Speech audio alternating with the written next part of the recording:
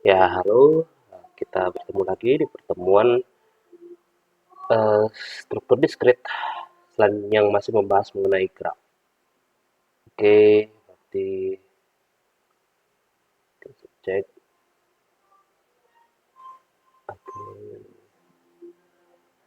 Oke, oke.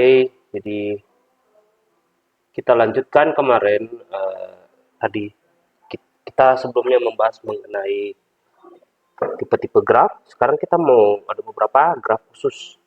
Ada istilah graf lengkap. Graf lengkap ialah graf sederhana yang setiap simpulnya mempunyai sisi ke semua simpul lainnya.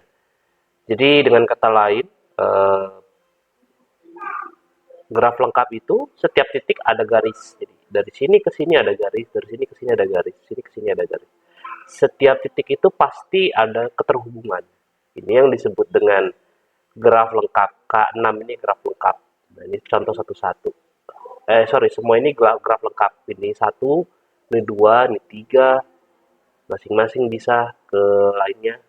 Nah, ini contoh semua K1 sampai K6 graf lengkap. Kalau graf lingkaran sesuai namanya, dia itu loop, ibaratnya seperti memutar ya, seperti itu. Kalau graf teratur ialah graf yang setiap simpulnya mempunyai derajat yang sama, disebut graf teratur.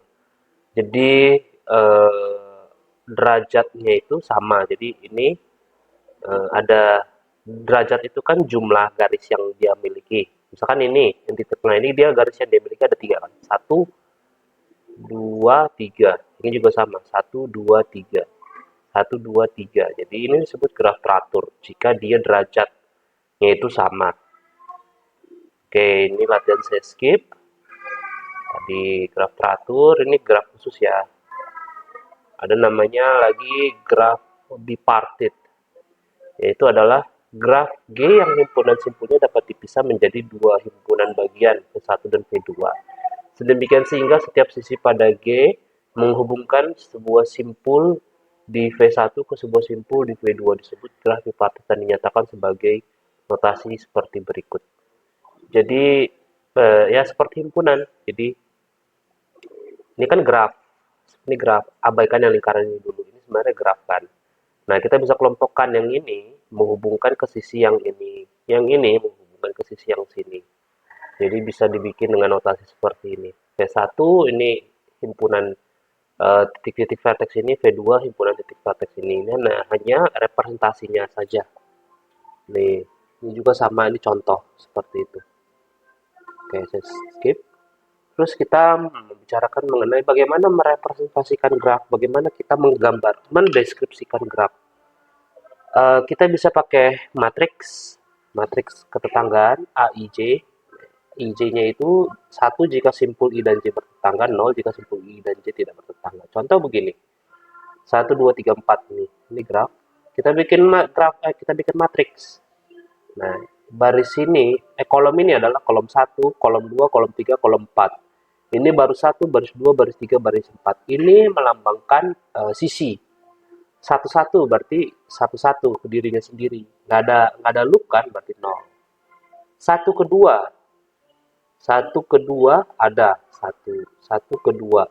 Dua ke satu juga ada. Karena ini kan tidak memiliki arah.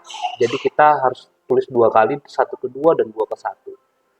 Terus demikian seterusnya. Satu tiga, satu tiga, satu ketiga ada. Satu ketiga ada. Tiga ke satu juga ada. Dan seterusnya dan seterusnya. Ini juga sama, ini juga sama, ini juga sama. Yang segampang semudah itu. Nah, itu ini derajatnya ya ini derajat itu ya apa namanya? eh, jumlah sisi-sisinya ini seperti itu. Kalau graf berarah ini seperti ini nih. Sorry.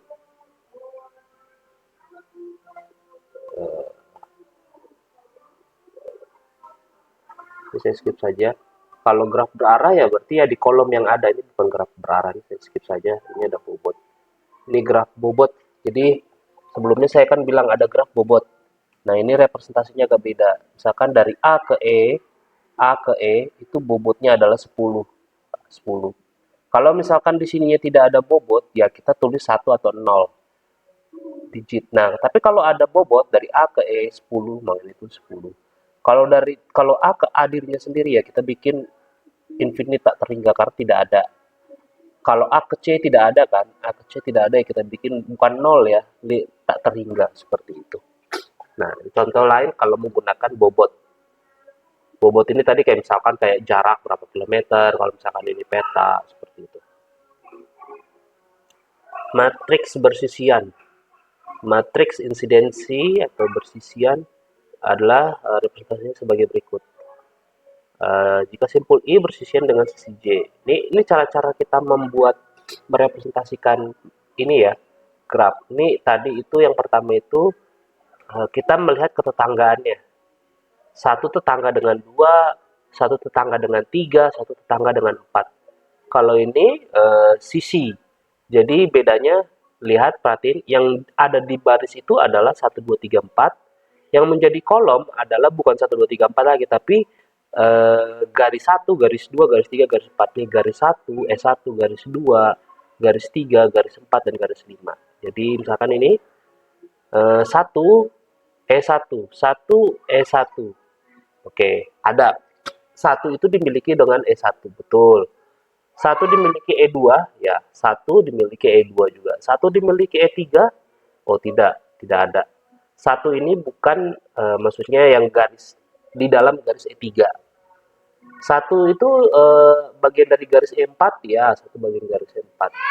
Satu ke E5 tidak ada, dan seterusnya, dan seterusnya. Nah, ini salah satu contoh representasi, bisa tadi tetangga, bisa juga insidensi sisi, seperti itu. Nah, ini juga representasi yang lain, senarai tetanggaan. Jadi ada ini cara-cara merepresentasikannya bisa juga dengan tabel seperti ini. Jadi tabel dengan kolom simpul satu, simpul tetangganya yang mana? 2 3. Jadi ini fokusnya ke titik seperti itu. Kalau misalkan 2, ya titiknya 1 3 4. Lihat mana titik yang menghubungkan, garis yang menghubungkan, dan seterusnya dan seterusnya. Oke, ada juga istilahnya graf isomorfik. Nah, ini adalah representasi matriks ketetanggaan ya, yang nomor satu. Ini matriks ketetanggaan tadi nomor satu. Satu bertetangga dengan dua, satu bertetangga dengan tiga, satu bertetangga dengan empat. Nah, dari matriks ketetanggaan tadi, dari sebuah graf tidak berarah, ada istilahnya graf isomorfik. Gambarkan dua buah graf berarah yang bersusun dengan matriks tersebut. Nah, dua buah graf yang sama hanya penggambaran secara berbeda itu disebut isomorfik. Jadi ada matriks seperti ini 1 ke 1 0, 1 ke 2 1, berarti 1 ke 1 dirinya 0, 1 ke 2 1. Nah, ini kita bisa menggambarkan geometrinya berbeda-beda. Tapi intinya sama, isomorfik. Apa namanya? Kontennya sama tapi bentuknya bisa berbeda, seperti itu. Oke, ini definisinya kurang lebih. Ini contoh-contoh grafik isomorfik ini sebenarnya sama, hanya bisa kita ubah. G1 A dengan B isomorfik, tapi A dengan C tidak isomorfik. Seperti itu. Ini juga contoh lainnya. Ini latihan isomorfik apa tidak. Oke, ada juga ini selanjutnya kita akan pertemuan selanjutnya membahas mengenai graf planar dan graf bidang di pertemuan selanjutnya. Untuk sementara kalian coba pahami, dalami lah ya, karena saya cepat, coba graf khusus tadi itu coba perhatikan sifat-sifatnya apa. Tadi ada ngomong mengenai graf khusus, dan juga ada terminologi graf itu tetanggaan, sorry, graf khusus juga tadi sudah, terus representasi graf. Coba kalian pahami dan dalami dulu ya. Mungkin sekian dulu, nanti selanjutnya kita akan membahas mengenai graf planar dan graf bidang. Apa itu graf planar dan apa itu graf bidang? Kurang lebih sebenarnya graf planar itu adalah bidang datar yang sisi-sisi tidak saling memotong.